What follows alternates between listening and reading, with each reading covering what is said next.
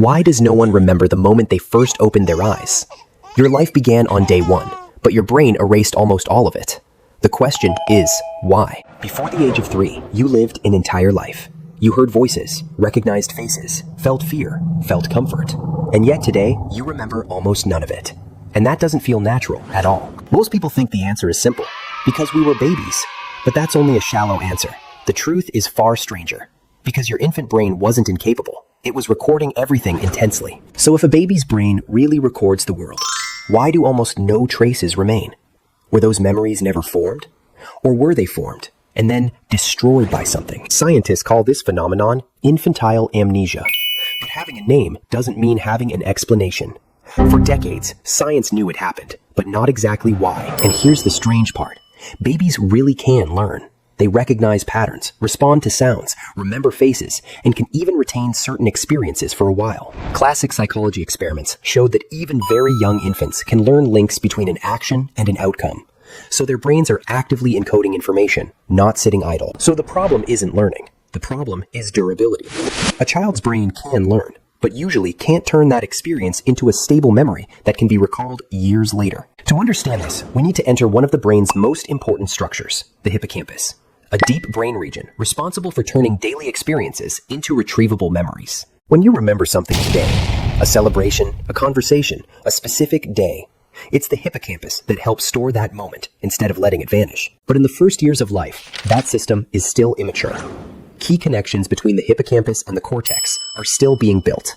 The machinery for long-term storage is still under construction. Simply put, a child's brain can experience, react, and even retain things temporarily. But it still doesn't build a stable, organized archive like an adult brain does. But that's only half the story. If this were just about an immature brain, the answer wouldn't be that strange. The more unsettling part is this. Your brain may have formed those memories, and later destroyed them itself. In early life, the brain grows at an astonishing speed. Billions of connections form, pathways shift, and new neurons enter existing circuits. This process is essential for development, but it comes at a cost. This is called neurogenesis, the creation of new neurons. In the hippocampus especially, this process is highly active in childhood, and some studies suggest that this intense remodeling can destabilize older memories. In other words, the very thing building your brain may have been erasing your past at the same time. It's like living in a house where new rooms are added every day, but the old walls collapse during construction. So the issue wasn't simply nothing was recorded. Some memories may actually have formed, but the rapidly developing brain rewrote itself so intensely that those memories became inaccessible. But one major question remains.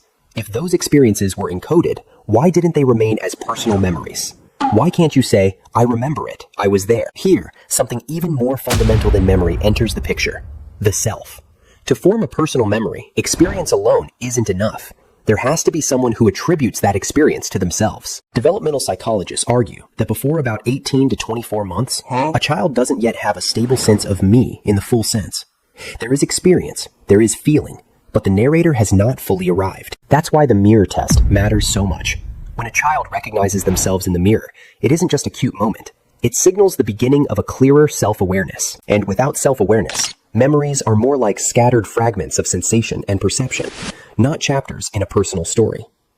That may be why the first years are felt, but not remembered. Now we reach the third layer, language. Language isn't just for describing memory, it gives memory form. Before words, experiences exist, but they lack structure and narrative. Before you could speak, the world was a stream of sounds, lights, touches, fears, and comforts. But without language, those experiences are like water, real, but without a container to hold them. When a child gradually learns to name their experiences, something important happens. Now the experience is not just felt, it can be categorized, described, and later retrieved. That's why most people's first memories begin around age 3 or later. Not because life before that didn't exist, but because the tools for building stable personal memory were only then coming together. So early childhood is not a total void, but a foggy land. A place where experiences really happened, yet were either not stored, rewritten, or never turned into the story of me. And maybe that's what makes those years so mysterious.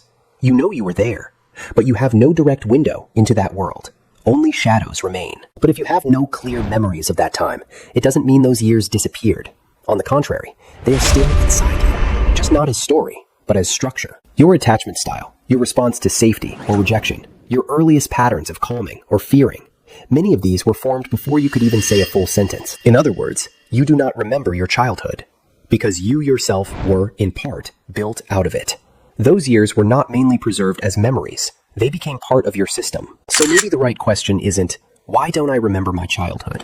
Maybe the real question is, if I can't remember those years, how are they still guiding my life? Because the most forgotten part of your life may be the very part that shaped you the most. If you're interested in scientific facts and fascinating knowledge about the world, explained in a simple and easygoing way, like the video, subscribe to the channel, and tell us what you'd like the next video to be about.